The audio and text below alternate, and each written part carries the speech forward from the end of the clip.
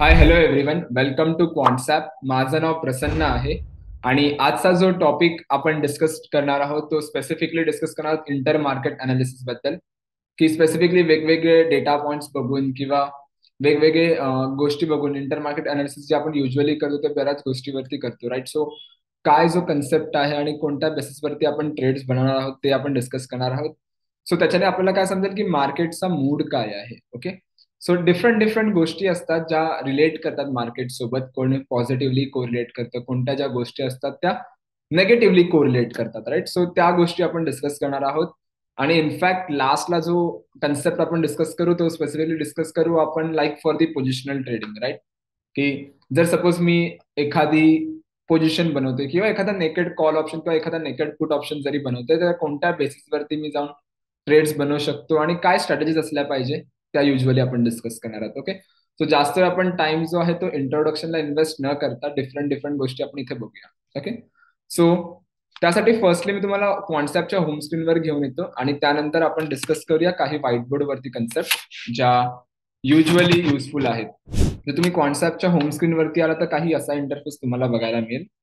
So आपल्याला काय करायचं, सर्च करायचं ते मार्केट मूड. ओके, नाव मार्केट मूड जो टूल आहे स्पेसिफिकली त्यात बऱ्याच गोष्टी आहेत. जर तुम्ही पाहिलात तर निफ्टी आयव्ही आहे, त्यानंतर प्राइस आहे, advance decline ratio, top stocks, US future, crude oil आणि एक्सचेंज रेट आहे, राईट? सो आपण या प्रत्येक गोष्टीवरती इन डिटेल डिस्कस करणार आहोत आणि मार्केट मूड त्या बेसिसवरती काय सांगते ते आपल्याला समजेल. Okay, so let's talk about the Nifty ivy. की निफ्टी आयव्ही काय आहे. सो जर कोणी माझ्या प्रिव्हियसली जर व्हिडिओ आधी पाहिले असतील तर बऱ्याच व्हिडिओज मी बनवल्या आहेत बेसिस ऑन आयव्ही बेसवरती बऱ्याच मी कन्सेप्ट बनवले आहेत.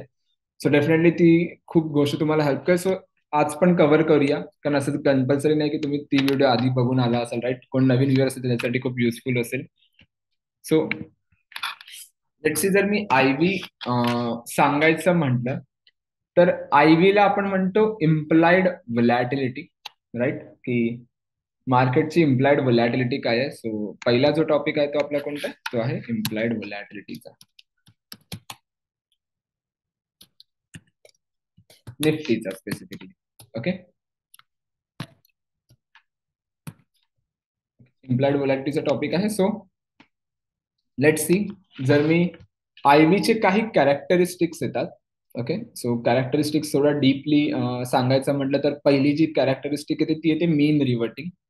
सो आयव्ही जी आहे ती ट्रेंडिंग नसते कधी, की लाईक हायर हाय क्रिएट करत चाललंय किंवा लोअर लो क्रिएट करत चाललंय, तसं काही नसतं. सो जो पहिला कॅरेक्टरिस्टिक येतो तो येतो इम्प्लाइड व्होलॅटिलीटीचा, जो येतो मीन रिव्हर्टिंग कॅरेक्टरिस्टिक्स. सो सेकंड जी कन्सेप्ट आहे ती कन्सेप्ट आहे की सपोज जर मी आयव्ही इथे घेतोय, ओके ओके, आणि त्याच्या थोडं बाजूला मी इथे घेतोय, सपोज प्राइस घेऊया आपण. Okay, price. Okay, so the logic is simple की जेव्हा जेव्हा आयव्ही वाढतो, ओके, जेव्हा जेव्हा मार्केटमध्ये इम्प्लाइड व्हलॅटिलिटी जी आहे ती वाढते तेव्हा तेव्हा प्राइस जी आहे ना ती खाली पडण्याचे चान्सेस जास्त असतात. ओके, का पडतात ते पण आपण करूया.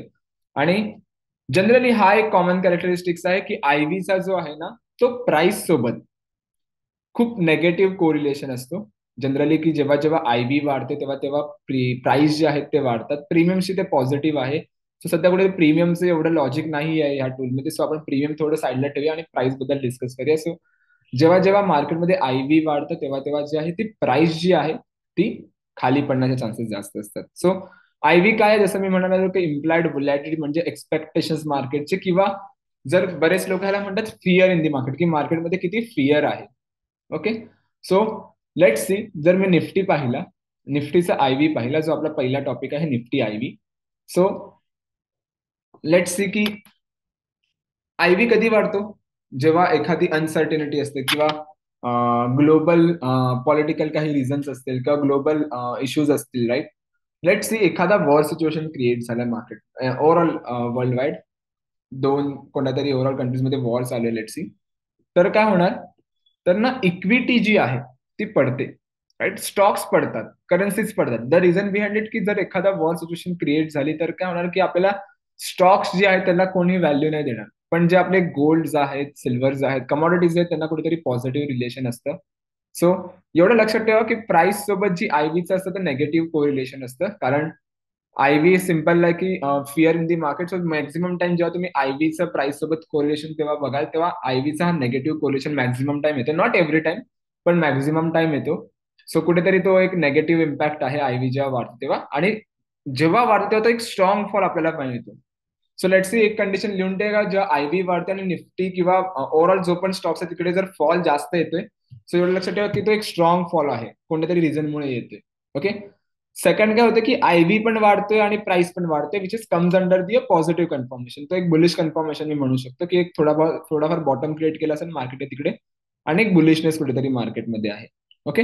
सो निफ्टी आयव्ही जे आपण पाहिलं, सो निफ्टी आयव्ही मध्ये एवढंच लक्षात ठेवा की जेव्हा जेव्हा आयव्ही वाढेल आणि प्राइस जर खाली असेल, that will be a comes under की एक फॉल येऊ शकतो मार्केटमध्ये, एक स्ट्रॉंग फॉल येऊ शकतो. ओके. सो हे झालं निफ्टी इम्प्लाइड व्होलॅटिलिटीची concept for the Nifty IV. Okay. So again हे सगळे मी डिलीट करतो आणि let's come to the second point. Okay. जो आपला व्हाईट बोर्ड वरती आहे. ओके. सो सेकंड पॉइंट आपला काय आहे?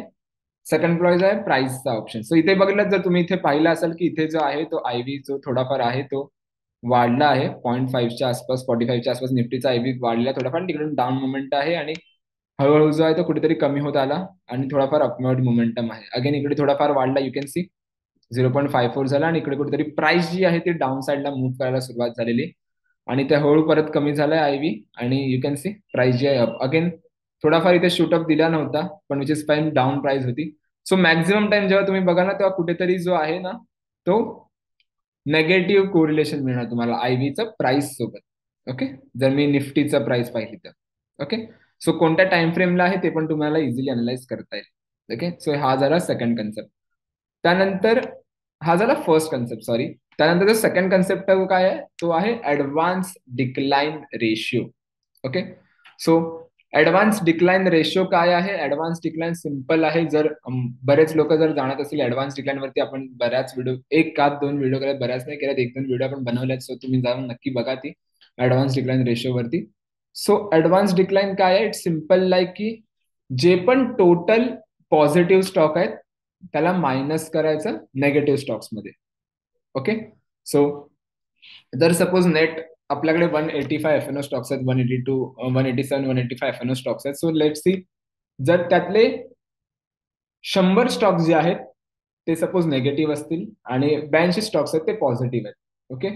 सो जर मी त्याचा मायनस केलं तर मला एक नेगेटिव्ह फिगर येणार. सो मॅक्झिमम स्टॉक्स जे आहेत ते नेगेटिव्ह आहेत. सो तो जो डिफरन्स आहे, किती नेगेटिव्ह आहेत त्याचा जो डिफरन्स आहे तो आपला नेट डिक्लाइन असणार. आणि जर सपोज मॅक्झिमम जर स्टॉक्स पॉझिटिव्ह असतील किंवा एक बुलिशनेस असेल मार्केटमध्ये, सो काय होणार की नेट ऍडव्हान्स जो आहे तो आपला पॉझिटिव्ह येणार. ओके. सो लॉजिक त्याचं सिम्पल बनतं. लॉजिक सिम्पल काय बनतं त्याच्यावरती की लेट्स सी जर मी 185 एफ एन ओ स्टॉक्स घेतले किंवा 187 एफ एन ओ स्टॉक्स घेतले आणि मला कंटिन्युअसली दिसतंय की मॅक्झिमम जे स्टॉक्स आहेत येणाऱ्या काही 2-3 दिवसात किंवा 3-4 दिवसात जे पॉझिटिव्ह आहे. ओके. 185 मधले 100, 102, 103 किंवा 110, 115 स्टॉक्स जे आहेत ते कंटिन्युअसली पॉझिटिव्ह येतात आणि कुठेतरी जो आहे तो एक अपवर्ड डिरेक्शन आपल्याला बघायला मिळू शकते. कारण जर मॅक्झिमम स्टॉक्स जर पॉझिटिव्ह असतील, सो कुठेतरी जो आहे तो बुलिशनेस आपण म्हणू शकतो मार्केटमध्ये की त्या ओव्हरऑल दरम्यान एक बुलिशनेस आहे मार्केटमध्ये. आणि जर मॅक्झिमम स्टॉक्स जो आहे जर ते नेगेटिव्ह असतील, सो दॅट कम्स अंडर की कुठेतरी जो आहे तो बेरिशनेस आहे मार्केटमध्ये आणि एक फॉल आपण अँटिसिपेट करू शकतो त्यावेळेस आणि किंवा त्या लॉजिक मध्ये बघून.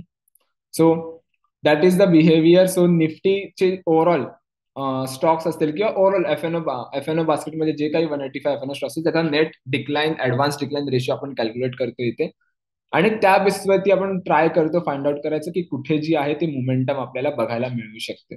Okay.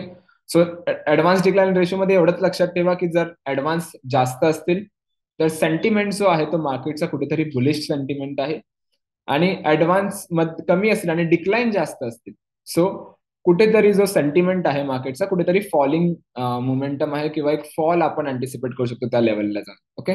So that is the reason behind it. Advance decline ratio इथे असल्याचं रिझन तेच आहे की आपल्याला सेंटिमेंट समजेल मार्केटचं काय आहे. ओके. त्यानंतर जो कन्सेप्ट आहे तो आहे टॉप स्टॉक्सचा. ओके, सो टॉप स्टॉकचा जर मी सेंटिमेंट सांगायचं म्हटलं तर लॉजिक काय बनतं टॉप स्टॉक्सचं, की लेट सी जे पण निफ्टीचे टॉप स्टॉक्स आहेत, ओके, टॉप 10 पकडा किंवा टॉप 15 पकडा, जे काही टॉप स्टॉक्स आहेत, त्यात सपोज रिलायन्स असेल, HDFC असेल, ICICI असेल, राईट. सो जे काही आपले टॉप स्टॉक्स आहेत ते स्टॉक कसे परफॉर्मन्स करतात. ओके, सिम्पल बघा, की जर एखादी चांगली परफॉर्मन्स करणारी कंपनी खूप जास्त असेल तर त्याचा इम्पॅक्ट जो आहे तो बाकीच्या कंपनीवर पण येतो. सो लेट सी जर मला दिसतं की टॉप स्टॉक जर निफ्टीचे जे हायर वेटेड स्टॉक्स आहेत जे तर चांगले परफॉर्मन्स देतात, सो कम्पॅरेटिव्हली बाकीचे जे स्टॉक्स आहेत ते पण एक पॉझिटिव्ह इम्पॅक्ट द्यायला सुरुवात करणार, राईट. सो लेट सी जर मी प्राइस वरती जात असेल तर आपण जनरली दोन केसमध्ये प्राइस वरती जातात. जर तुम्ही फ्युचर्स बिल्टअप जर डिटेलमध्ये जाणत असाल तर, जर ज्यांना नाही माहिती फ्युचर्स बिल्टअप काय, अगेन त्याच्यावरती बऱ्याच आपण व्हिडिओज, प्रत्येक मोस्ट ऑफ द व्हिडिओजमध्ये आपण कव्हर करतो फ्युचर्स बिल्टअप. सो बघा, त्या खूप डिटेलमध्ये आपण एक्सप्लेन करतो. सो लेट सी जर मी टॉप स्टॉक्स बघायला गेलो तर प्राइस दोन गोष्टीमुळे वरती जाते. कोणत्या दोन गोष्टीमुळे वरती जाणार? Because of the long built up आणि किंवा because of the short covering, right. आणि जर प्राइस खाली जात असेल तर प्राइस दोन गोष्टीमुळे खाली जाते. कोणत्या दोन गोष्टीमुळे खाली जाणार? Because of the profit booking आणि किंवा because of the short built up, right. So let see I am a trader आणि मला दिसतंय निफ्टीचे जे टॉप स्टॉक्स आहेत ते कुठेतरी आहेत पॉझिटिव्ह आहेत, खूप पॉझिटिव्ह आहेत आणि ते लॉंग बिल्टअपमुळे खूप वरती जात आहेत, राईट. सो तो जो इंडिकेशन असेल ना माझ्यासाठी तो बुलिश इंडिकेशन असेल, that will be a bullishness. तो माझ्यासाठी कुठेतरी बुलिश कन्फर्मेशन असेल. आणि जर मला दिसतंय की शॉर्ट कव्हरिंगमुळे वरती जात आहेत टॉप स्टॉक्स, तर कुठेतरी मी म्हणू शकतो की बुलिशनेस आहे पण एवढा स्ट्रॉंग बुलिशनेस नाही जेवढा आपण अँटिसिपेट करू शकतो. किंवा कारण तो शॉर्ट कव्हरिंग तो मूव्ह करतोय पण विदाउट स्ट्रेंथ तो मूव्ह करतोय. लॉंग म्हणजे स्ट्रेंथ आहे कारण फ्रेश बायर्स आहेत, पण जर शॉर्ट कव्हरिंगमुळे तो मोमेंटम देत असेल तर कुठेतरी तो विदाउट स्ट्रेंथने मोमेंटम देतोय. So short covering comes under the bullish confirmation, पण एवढा मोमेंटम फाईन स्ट्रॉंग नाही आपण अँटिसिपेट करू शकत जेवढा लॉंग नाही करतो. सो शॉर्ट कव्हरिंग होते का, लॉंग अनवाइंड लॉंग मध्ये आहेत का टॉप स्टॉक्स, ते आपल्याला बघायला मिळेल. सेकंड, तुम्ही थोडंफार इथे बघितलं तर लॉंग अनवाइंडिंग आहे किंवा जर तुम्हाला इथे बघायला शॉर्ट बिल्टअप पण बघायला मिळेल. पण ऍज ऑफ नाव जेव्हा मी रेकॉर्ड व्हिडिओ करतो तर कुठे शॉर्ट बिल्टअप तर नाही झालं त्या टाइम फ्रेम मध्ये टॉप स्टॉक्स मध्ये, त्यामुळे शॉर्ट हे नाही दिसत आहे. पण लॉंग अनवाइंडिंग दिसते. सो लॉंग अनवाइंडिंगला म्हणू शकतो एक प्रॉफिट बुकिंग. सो प्रॉफिट बुकिंगला एक म्हणू शकतो की it comes under the positive confirmation. Reason behind it की बघा लॉजिक सिम्पल आहे की मार्केट वरती जातं तर हाय क्रिएट करणार आणि खाली येताना दोन केसमध्ये खाली येणार, because of the profit booking, because of the short. पण जर मार्केट प्रॉफिट बुकिंगमुळे खाली असेल सो ते एक कन्फर्मेशन जे आहे ते आपण म्हणू शकतो that comes under the positive confirmation. कारण लॉंग अनवाइंडिंग कधी करणार जेव्हा बायर्सला प्रॉफिट होणार तेव्हा. जर बायर प्रॉफिट करते, लॉंग अनवाइंडिंग करतो, तर पुन्हा नवीन पोझिशन क्रिएट करायला सुरुवात करत असेल किंवा प्लॅन असेल त्या गोष्टीचा. सो जर लॉंग होऊन लॉंग अनवाइंडिंग होते so that comes under the positive confirmation. So short covering आणि long unwinding comes under the bullish, पण तेवढा टेक्निकली स्ट्रॉंग बुलिश सेंटिमेंट नाही म्हणू शकत. मॉडरेटली मी बुलिश म्हणू शकतो. ओके, सो टॉप स्टॉक्स कसे परफॉर्मन्स देतात ते तुम्हाला समजेल इकडे आणि त्या बेसवरती तुम्हाला जो मूड आहे मार्केटचा ते समजेल. त्यानंतर जो मेन आहे you can see US futures. Okay, so US futures काय आहे की लेट्स दी मी नॅस्डॅक जर बघितलं किंवा नॅस्डॅक मध्ये most of the IT companies listed आहेत युएसच्या. सो जनरली एक ग्लोबल मार्केट इम्पॅक्ट बघितला मी निफ्टीवरती, तर युएस फ्युचर्सचा आणि निफ्टीचा comes under the positive correlation. So let's see जर युएस फ्युचर्स कुठेतरी मोमेंटम देते, एक स्ट्रॉंग मोमेंटम देते मार्केटमध्ये किंवा एखादा बुलिशनेस आहे, सो त्याचा जो इम्पॅक्ट असतो तो कुठेतरी इंडियन मार्केटमध्ये पण पडतो. सो निफ्टी कुठेतरी तो पॉझिटिव्ह बघायला गेला तर पॉझिटिव्ह इम्पॅक्ट देतो. सो दरवेळेस नाही की दरवेळेस मोमेंटम देणार, पण मॅक्झिमम टाइम जेव्हा तुम्ही बघाल ना तेव्हा युएस फ्युचर्स मध्ये कुठेतरी जर मोमेंटम असेल तर कुठेतरी निफ्टीमध्ये पण एखादी मोमेंटम बघायला मिळते तुम्हाला. आणि जर युएस फ्युचर कुठेतरी शॉर्ट असेल तर निफ्टीमध्ये पण कुठेतरी तुम्हाला शॉर्टचा मोमेंटम बघायला मिळतो. सो जसं जर इथे मी कंटिन्युअसली युएस फ्युचर इथे जो आहे तो फॉल मध्ये होता, त्यामुळे इथे कुठेतरी डाऊन मोमेंटम आहे प्राइस मध्ये निफ्टीच्या. अगेन यू कॅन सी या लेवलला जो फॉल होता परत त्याच्यामुळे कुठेतरी फॉल मोमेंटम आहे निफ्टीमध्ये. सो नॉट एव्हरी टाइम पण मॅक्झिमम टाइम जर तुम्ही बघायला गेलात तर निफ्टी जो आहे तो कुठेतरी फॉलो करतो युएस फ्युचर्सला आणि एक पॉझिटिव्ह कोरिलेशन असतं ग्लोबल मार्केटचं प्रत्येक इम्पॅक्ट प्रत्येक इंडेक्समध्ये. सो तो कुठेतरी तुम्हाला इथे बघायला मिळतो. सो एवढं लक्षात ठेवा की जर युएस फ्युचर माझा वाढतो आहे, सो माझे जे प्राइजेस आहेत ते कुठेतरी वाढत आहेत. कारण सिम्पल जर मी सांगायचं म्हटलं that comes under the positive correlation. जर बऱ्याच तुम्ही रिसर्च केला तर तुम्हाला हेच रिसर्च बघून मिळेल की maximum time it compares with the positive. Okay. जर 2020, 21, 22, 23, 24चा जरी डेटा पण बघितलास तरी तुम्हाला तर दिसेल की ग्राफ असा बघणारा मिळेल आणि त्याच्यामध्ये निफ्टीची पण प्राइस तुम्हाला बघायला मिळेल which comes under the positive. Okay. So US futures कुठेतरी इथे कॅल्क्युलेट करतो आहे. त्यानंतर जे आहे ते आहे क्रूड. ओके. की क्रूड ऑइल्सच्या ज्या प्राइजेस आहेत त्या बेसिकली कशा इम्पॅक्ट करतात ओव्हरऑल मार्केट सेंटिमेंट वरती.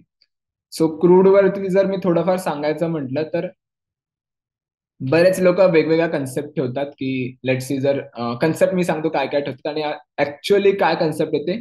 सो इट डिपेंड्स अपॉन ते 1:1च होतं जनरली बघायला गेलो होतो. पण जनरली क्रूड ऑइलचं जर बऱ्याच मी सेंटिमेंट बघायला गेलो तर मार्केटमध्ये अशी आहेत की लेट सी जर क्रूड ऑइलची प्राइस वाढते आहे तो जनरली काय होणार की इम्पोर्ट आपण जनरली क्रूड ऑइल जे आहेत ते सगळ्या इम्पोर्ट जास्त करतो. सो जर क्रूड ऑइलची प्राइस वाढते ते म्हणजे इनफॅक्ट डॉलरची प्राइस वाढते. आपण आणि डॉलर विकत घेतोय सिम्पली आपण असं म्हणू शकतो. राईट. सो काय होणार की प्राइसेस जे आहेत आपण जास्त पैसे देतोय क्रूड ऑइलला. सो काय होणार जे प्राइजेस आहेत पेट्रोल डिझेलचे किंवा ओव्हरऑल जे आपण इंडस्ट्रीमध्ये ज्या ऑइल्स लागतात त्याचे जे प्राइजेस जे आहेत ते वाढणार. सो ऑइल सेक्टरसाठी कुठेतरी तो नेगेटिव्ह पण असू शकतो आणि ओव्हरऑल इंडेक्ससाठी कुठेतरी तो नेगेटिव्ह पण होऊ शकतो. केव्हा? जेव्हा इकॉनॉमी माझी वीक असेल तेव्हा. ओके. सो सिम्पल ठेवा ऍज अ कन्सेप्ट की सपोज माझी इकॉनॉमी वाढते माझी आणि माझी क्रूड ऑइल पण वाढते, प्राइजेस पण वाढते विच इज पॉझिटिव्ह. ठीक आहे. मी याला म्हणू शकतो that will be a bullish confirmation किंवा एक बुलिशनेस मार्केटमध्ये म्हणू शकतो. पण जर असं अचानक झालं की क्रूड ऑइलचा जो आहे तो प्राइस वाढते पण माझी इकॉनॉमी आहे ती वाढत नाहीये, so that comes under the a bearish confirmation. तो कुठेतरी एक बेरिश कन्फर्मेशन मी म्हणू शकतो. द रिझन बिहाइंड इट कारण इकॉनॉमी तेवढी स्ट्रॉंग नाही कारण क्रूड ऑइलच्या प्राइसेस वाढतात. जर इकॉनॉमी स्ट्रॉंग नाही म्हणजे क्रूड ऑइलच्या प्राइसेस वाढतात म्हणजे डॉलर माझा वाढतोय आणि मी डॉलरच विकत घेतो असं मी समजू शकतो. आणि कुठेतरी इम्पॅक्ट जो होणार तो माझ्या इकॉनॉमीवरती येणार, निफ्टीवरती येणार. सो ऑइल सेक्टर कुठेतरी तुम्हाला तिकडे फॉल देताना मिळेल आणि ओव्हरऑल इंडेक्स कुठेतरी तुम्हाला फॉल देताना मिळेल. पण सिम्पल कन्सेप्ट ठेवा क्रूड ऑइलची की जेव्हा जेव्हा मला रायझिंग स्पेसिफिकली इकॉनॉमी असेल माझी आणि रायझिंग क्रूड ऑइल असेल which comes under the a bullish. पण जो नेगेटिव्ह कधी होणार, नेगेटिव्ह तेव्हा होणार जर माझा क्रूड ऑइल जो आहे तो वाढतोय पण कम्पॅरेटिव्हली माझी इकॉनॉमी आहे ती तेवढी स्ट्रेंथन नाही होते, वीकच चालले. सो आय अवॉइड जो कुठेतरी बेरी सेंटिमेंट असेल. ओके. त्यानंतर लास्ट जो आहे तो आहे exchange rate. So exchange rate काय आहे? Exchange rate is simple like की युएस डॉलर आणि इंडियन करन्सी ह्याचा जो ओव्हरऑल जो रिलेशन आहे तो तुम्हाला इथे बघायला मिळेल. सो अगेन ह्याचे पण बऱ्याच गोष्टी आहेत एक्सचेंज रेटच्या की लेट सी एक्सचेंज रेट जर वाढत असेल, ओके, आणि माझं निफ्टी वाढत असेल, ओके, माझा एक्सचेंज रेट वाढत असेल आणि माझा निफ्टी वाढत असेल that comes under the a bullish. का? कारण डॉलरची जी इन्व्हेस्टमेंट होते ते कुठेतरी इंडियामध्ये होते आणि त्याच्यामुळे इक्विटी माझ्या वाढते. सो इक्विटी जी वाढते त्याच्यामुळे आणि एक्सचेंज रेट वाढत असेल so that comes under the a bullish. Okay. पण जर मला दिसते की इक्विटी माझी ड्रॉप आहे, इकॉनॉमी माझी वाढत नाही पण माझा एक्सचेंज रेट जो आहे ना तो अप्रिशिएट होते, माझा युएस डॉलर अप्रिशिएट होते. So that comes under the negative confirmation. थोडाफार नेगेटिव्ह मी म्हणू शकतो त्या मार्केटला की कुठेतरी एक फॉलिंग मोमेंटम येऊ शकते.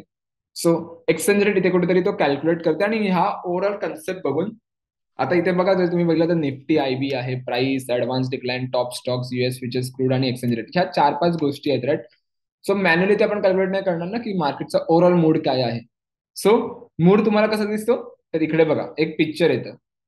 जर तुम्हाला इथे बेअर दिसत असेल सो तो कुठेतरी आहे तो बेअरिश आहे आणि जेव्हा तुम्हाला बुल दिसेल, बुलिश इंडिकेशन असेल तेव्हा तो तुमच्यासाठी. ओके. सो हा ओव्हरऑल सेंटिमेंट बघून as of now, so from morning जर तुम्ही इथे बघितलं तर 5-5 मिनिटचा जो टाइम फ्रेम आहे तुम्हाला इथे दिसेल. सो ऍज ऑफ नाव जर मी बघायला गेलो तर मार्केटचा जो सेंटिमेंट आहे कुठेतरी फॉलिंग अँटिसिपेट करू शकतो, फॉल मोमेंटम अँटिसिपेट करू शकतो करंटली. कारण डाऊन जो आहे इकडे प्राइस जो डाऊन चालला आणि जो ओव्हरऑल मार्केट मूड आहे तो कुठेतरी बेरिश आहे, हे तुम्हाला समजतं. राईट. सो ह्याच्यावरती ट्रेड कशी बनवायची, इंटर मार्केट अनालिसिसचं हेच रिझन असतं. जो जनरली इंटर मार्केट अनालिसिस करतो त्याला खूप बेनिफिट आहे, किंवा ज्याला शिकायचं असेल त्याच्यासाठी पण ही खूप चांगली कन्सेप्ट आहे. सो ट्रेड कशा बनवायचे, तो ट्रेड टेक्निकली जर तुम्ही इंट्राडे बनवत असाल तर naked call option put option buy करा, which is fine. Out of the money एखाद दोन strike out of the money जा, किंवा जर नियर बाय एक्सपायरी असेल तर go with the in the money, पण फार बाय एक्सपायरी असेल तर गो विथ द एखाद दोन strike out of the money. So premium पण स्वस्त मिळेल, आणि जर डिरेक्शन आली तर तिकडे बेनिफिट पण जास्त आहे. सो तो कुठेतरी बेनिफिट आहे. आणि जर जर तुम्हाला स्ट्रॅटेजी सोबत जायचं असेल तर try to go with the different different parameters, वेगवेगळ्या स्ट्रॅटेजीज डिप्लॉय करून जा.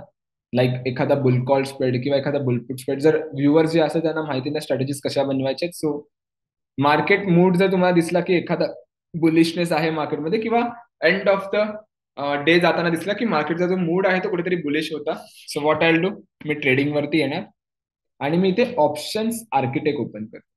Okay, so I click on it. Okay, let's C. मला निफ्टीमध्ये ट्रेड बनायची, सो मी काय करणार, इथे निफ्टी सिलेक्ट करणार. ओके, पहिला आपण call option put option buy बघूया, मग एखादी स्ट्रॅटेजीज आपण बघूया. ओके, सो लेट्स सी, मला एखादा नेकेड कॉल ऑप्शन बाय करायचं असेल निफ्टीमध्ये. मला मार्केट मोड दिसते कुठेतरी पॉझिटिव्ह आहे, आणि एखादा टेक्निकल चार्ट मध्ये पण मी बघतोय तर ब्रेकआउटची अपॉर्च्युनिटी आहे, किंवा कुठेतरी एक डे हाय डे लो किंवा बुलिशनेस, मला डे हाय ब्रेक होते किंवा एक बुलिशनेस इंडिकेशन, एक बुलिश पॅटर्न बनवते मार्केट. सो मला एखादा नेकेड कॉल ऑप्शन बाय करायचा असेल, सो मी काय करणार, ट्रेडिंग वरती येणार, ऑप्शन आर्किटेक्ट ओपन करणार, आणि जो स्टॉक किंवा इंडेक्स, जनरली आपण इंडेक्स बघतोय, सो इंडेक्स सिलेक्ट करा इथे. आणि बुलिश पाहिजे, सो आय सिलेक्ट इथे बुलिश. इथे लॉंग कॉल मला बाय करायचं ना, नेकेड कॉल ऑप्शन, सो मी लॉंग कॉल ऑप्शन सिलेक्ट केलं. ओके, सो लेट्स सी, जर 23,216 प्राइस चालू, 23,200, लेट्स सी मी थोडा आउट ऑफ द मनी जातो ह्याला. आणि जर मला आउट ऑफ द मनी जायचं असेल तर व्हॉट आय डू, इथे जर तुम्ही बघितलं तिथे प्लसचा ऑप्शन आहे, म्हणजे तो एक एक स्ट्राईक पुढे पुढे जाणार, आणि नेगेटिव्ह आहे म्हणजे तो एक एक स्ट्राईक पाठी पाठी जाणार, इन द मनी होत जाणार. ओके, लेट्स सी मला 23,250 बाय करायचं, तर मी 23,250 बाय करायला. लेट्स सी मला अजून एक स्ट्राईक मोठा वरचा बाय करायचा, मी क्लिक करणार आणि तो 23,300 वर आला. ओके, स्लाइटली मी थोडा ओटीएम गेलोय. नाव लेट्स सी, जर मार्केटने त्या दिवशी मोमेंटम दिली मला, आणि मार्केट सपोज क्लोज झाला 23,325च्या आसपास, तर मला किती बेनिफिट आहे, त्या प्रॉफिट किती आहे, तर 1,278चा कुठेतरी प्रॉफिट मला इथे बघायला मिळते. सो लेट्स सी, जर मार्केट त्याच्या त्याच्या 23,250च्या आसपास क्लोज झाला, 20-30 पॉईंट मोमेंटम दिले जास्तीत जास्त, तरी त्या दिवशी माझा जो प्रॉफिट आहे तो 355 आहे. आणि इनफॅक्ट सपोज जर मार्केट खूप जास्त वरती पाहिला, 200 पॉईंट वरती पाहिला, तर स्टील आल गॉट एका सिंगल ट्रेड मध्ये, एका सिंगल लॉट मध्ये माझा जो प्रॉफिट आहे तो 4,800चा आहे. Right, so that is the thing. आणि लेट्स सी, जर तुम्हाला दिसतं की मार्केट मूड जो आहे तो कुठेतरी बेरिश मूड आहे, let's for example, so what I will do, मी ते येणार, सिलेक्ट करणार कॉल ऑप्शनच्या ऐवजी पुट ऑप्शन. ओके, आणि जर मी पुट ऑप्शन सिलेक्ट करते, जर माझा जो आला तो कुठे आला, बेरिश इंडिकेशन आला, सो मी काय करणार, मी जाणार, let's see, 2-3 strike out of the money. Okay, so puts out of the money, suppose मी 23,250 किंवा 23,200 सिलेक्ट करतोय. ओके, सो माझा पुट ऑप्शन इथे प्लॉट झाला, तर माझा पुट ऑप्शन कसा बिहेवियर देईल आणि त्या बेसवरती कशा ट्रेड्स मिळतील ते मला इथे बघायला मिळेल. सो यू कॅन सी, जर मार्केट आजच्या दिवसातच गेला खालची 23,150ला किंवा 23,075ला, 200 पॉईंट जरी खाली पडला, still I got a good amount of profit. 2,000चा कुठेतरी प्रॉफिट दिसतो, 1970चा. आणि जर अगदीच खाली पडला 400-300 पॉईंट, तर I be a profitable around 5,900, म्हणजे 6,000चा कुठेतरी प्रॉफिट आहे एका लॉट वरती. ओके, सो हे तुम्ही इंट्राडे साठी युजली ट्राय करा. इंट्राडेला तुम्ही जनरली ही स्ट्रॅटेजी बनवला तर डेफिनेटली जी आहे ती खूप चांगली मोमेंटम तुम्हाला बघायला मिळू शकेल. आणि जर तुम्हाला स्ट्रॅटेजीज बनवून जायची असेल, लेट्स सी मार्केट मूड वरती, किंवा दिसतंय की लास्टला जो मोमेंटम आहे तो कुठेतरी पॉझिटिव्ह आहे, आणि 2-3 दिवसापासून जर तुम्ही ट्रॅक करत असाल त्याला, तर मला कुठेतरी पॉझिटिव्ह मोमेंटम दिसत असेल, सो व्हॉट आय डू, मी एखादा बुल कॉल स्प्रेड किंवा एखादा बुलपुट स्प्रेड इनिशिएट करेन. लेट्स सी, आपण बुल कॉल स्प्रेड वरती जाऊया. सो मी कॉल ऑप्शन बाय करतो. ओके, ओके, लेट्स सी, मी at the money call option buy करतो इथे. आणि out of the money bull call spread जेव्हा आपण बनवतो ना, तेव्हा एक ऍट द मनी किंवा in the money call option buy करतो, आणि आउट ऑफ द मनी म्हणजे लोअर स्ट्राईक विकत घेतो आणि हायर स्ट्राईक विकतो. राईट, सो मी एक जातो आणि out of the money call option sell करतो. लेट्स सी, मी इथे जातो, 23,300 आहे ना, सो लेट्स सी मी 23,450चा कॉल ऑप्शन विकतोय. ओके, सो माझं इथे यू कॅन सी, इथे माझा ऑटोमॅटिकली दिसेल माझा बुल कॉल स्प्रेड बनला आहे. Right, so bull call spread जर मी असेल तर ह्याच्यात बेनिफिट काय, माझा जो आहे तो प्रॉफिट आणि लॉस आय नो दॅट की खूप लिमिटेड असणार आहे माझा प्रॉफिट अँड लॉस त्यासाठी. सो यू कॅन सी, जर मार्केट वरती गेला तर 2176 आहे, एक्सपायरी पीएनएल पर्यंत गेला तर 2800 आहे. आणि जर मार्केट खाली कितीही पडू दे, जर इथे मला टेबल चार्ट मिळेल, खाली कितीही पडू दे, यू कॅन सी जर तो 22,000ला जरी गेला, 1000 पॉईंट जरी खाली पडला इथून 1200 1000 पॉईंट, तरी माझा जो लॉस आहे तो किती आहे, 2114 रुपये. आणि मार्केट कितीही वरती जाऊ दे, ओके, स्टील माझा प्रॉफिट किती आहे इथे, 2886चा. ओके. आणि जर मार्केट डिफरंट डिफरंट लेवलला राहिला तर डिफरंट डिफरंट लेवलला किती प्रॉफिट आणि लॉस आहे ते ओव्हरऑल तुम्हाला इथे बघायला मिळेल. राईट. सो हा एक कुठेतरी एक कन्फर्मेशन तुम्हाला ट्राय बनवू शकता तुम्ही, की एखादी जर तुम्हाला स्ट्रॅटेजी डिप्लॉय करायची असेल, depends on the market mood, तर तुम्ही करू शकता कंटिन्युअसली. जर तुम्हाला 3 दिवस असतो मार्केटचा मूड जो आहे तो पॉझिटिव्ह आहे किंवा बुलिश इंडिकेशन आहे, so go with the bullish strategy. आणि जर तुम्हाला कंटिन्युअसली दिसतंय की मार्केटचा जो मूड आहे तो कुठेतरी बेरिश आहे, then go with the bearish strategy. Right. So हे कुठेतरी आहे. आणि ट्राय करा डिफरंट डिफरंट, फक्त बुल कॉल स्प्रेड बनवला पाहिजे असं नाही, डिफरंट डिफरंट स्ट्रॅटेजी येतात. डेबिट स्प्रेड, क्रेडिट स्प्रेड काय आहे ते तुम्हाला समजून घ्यावं लागेल. आणि जेव्हा पण तुम्ही स्ट्रॅटेजी बनवा तेव्हा दोन गोष्टी लक्षात ठेवा. मी जेव्हा कोणत्याही व्हिडिओमध्ये स्ट्रॅटेजी सांगत असतो तेव्हा दोन गोष्टी नक्की सांगतो. पहिली गोष्ट म्हणजे की पहिला डेज टू एक्सपायरी चेक करा, की डेज टू एक्सपायरी किती आहे, की तुम्ही फार बाय एक्सपायरी आहात की नियर बाय एक्सपायरी आहात. ओके. जर तुम्ही फार बाय एक्सपायरी असाल, सो काय होणार, तुमचा आयव्ही जो इम्पॅक्ट आहे तो जास्त असणार, डेल्टाचा इम्पॅक्ट जो आहे तो कुठेतरी पॉझिटिव्ह असणार, थिटाचा इम्पॅक्ट कमी असणार. So try to go with the debit spread. मग जेव्हा तुम्ही जर पोझिशनल ट्रेड बनवत असाल तर try to go with the debit spread त्या टायमाला. आणि जर तुम्ही नियर बाय एक्सपायरी असाल, then try to create a credit spread. तिकडे क्रेडिट स्प्रेड डिप्लॉय करा, which is fine. Okay. So credit spread असेल आणि तुम्ही नियर बाय एक्सपायरी आहे, 10-12 दिवसच बाकी आहेत एक्सपायरीला, आणि तुम्ही पोझिशनली ट्रेड करतात ना, म्हणजे तुम्ही अँटिसिपेट करतात की येणाऱ्या काही दिवसात मोमेंटम येऊ शकतो. त्यामुळे जो थिटाचा जो इम्पॅक्ट आहे ना, तो कुठेतरी हळूहळू जास्त होतो जेव्हा तुम्ही नियर बाय एक्सपायरी येत राहता तेव्हा. सो नियर बाय एक्सपायरी आहे तेव्हा ट्राय करा क्रेडिट स्प्रेड बनवा. आणि त्या बेसवरती जर डिरेक्शन नाही आले तरी हळूहळू थिटा जो आहे तो तुमच्या कुठेतरी खिशात हळूहळू येत राहील, त्याचा जो बेनिफिट आहे तो तुम्हाला मिळते. That is the logic behind it. So let's see, जर मी इथे एखादी ट्रेड सेटअप करायचे, लेट्स सी मी एक 250 लॉट इथे घेतो किंवा 250 क्वांटिटीज इथे घेतो. ओके. आणि म्हणजे ओव्हरऑल 10 लॉट मी इथे घेतो. आणि लेट्स सी जर मला ह्या पोझिशन सेव्ह करायचे असेल तर मी काय करणार, इथे येऊन सेव्ह करणार. ओके. जर मी इथे पोझिशन सेव्ह करतो तर माझ्या ओव्हरऑल ज्या काही पोझिशन्स आहेत ना त्या ओव्हरऑल मला इथे बघायला मिळते, किती माझ्या पॉझिटिव्ह पोझिशन्स आहेत आणि किती माझ्या नेगेटिव्ह पोझिशन्स आहेत. ओके. सो ह्याच्याने तुम्हाला ओव्हरऑल समजेल की तुमच्या ओव्हरऑल प्रॉफिटेबल ट्रेड्स किती आणि निगेटिव्ह ट्रेड्स किती जातात. थर्डशी जर तुम्हाला एखादा कॉल ऑप्शन बाय केला आणि तुम्हाला त्याचा प्रॉफिट झालाय किंवा लॉस बुक करायचं असेल किंवा प्रॉफिट बुक करायचं असेल तर इथे क्लोज ट्रेडवर क्लिक करा. ओके. जो तुम्ही क्लोज ट्रेडवर क्लिक करा तर तुमचा जो ओव्हरऑल पॉझिटिव्ह आणि निगेटिव्ह पॅनल आहे त्याचा कंबाईन पॅनल तुम्हाला इकडे बघायला मिळेल. ओके. सो जर तुम्ही कंबाईन पॅनल इकडे बघा तेव्हा तुम्हाला समजेल की किती माझे ट्रेड्स आहेत पॉझिटिव्ह आणि निगेटिव्ह, आणि त्यानुसार तुमचा जो प्रॉफिट आणि लॉस आहे तुम्हाला इकडे बघायला मिळेल. राईट. सो ट्राय करा, पेपर ट्रेड करा. ऍटलीस्ट जर मार्केट मूडवरती ट्रेड करता ऍटलीस्ट आठवडाभर मार्केट मूड चेक करा, त्या बेसवरती पेपर ट्रेड बनवा. चेक करा किती जे आहेत ते पॉझिटिव्ह आहेत आणि किती नेगेटिव्ह ट्रेड्स आहेत. जर मॅक्झिमम ट्रेड पॉझिटिव्ह असेल सो कुठेतरी तो एक बुलिश कन्फर्मेशन मी म्हणू शकतो. आणि जर मॅक्झिमम जर स्टॉक असतील ते कुठेतरी नेगेटिव्ह असतील, सो मी कुठेतरी म्हणू शकतो तो एक बॅरिश इंडिकेशन असेल तुमच्यासाठी आणि एक बॅरिशनेस आपण म्हणू शकतो त्या गोष्टीला. राईट. सो ते तुम्हाला युजफुल राहील. आणि डेफिनेटली जर व्हिडिओ आवडले असेल तर तुम्ही नक्की लाईक करा व्हिडिओला, कारण बऱ्याच कन्सेप्ट आपण इन फ्युचर जाणणार आहोत. आणि जर तुम्हाला एखादी कोणती रिक्वायरमेंट असेल कोणत्या नवीन कन्सेप्टची तर नक्की तुम्ही कमेंट सेक्शन मध्ये सांगा. सो नक्की आपण ती ट्राय करू फुलफिल करायचं. आणि सबस्क्राईब करून नक्की जा. सो जेव्हा आपण नवीन नवीन व्हिडिओज येतात त्याचा अपडेट तुम्हाला मिळत जाईल. आणि काही गरज वाटली तर वरती हेल्पलाईन नंबर आहे, सो हेल्पलाईन नंबर वरती कनेक्ट करा. सो जे पण काही करायचं ते आपण सॉल्व्ह करू. Okay. Thank you so much everyone. Thank you so much for a time. Bye bye.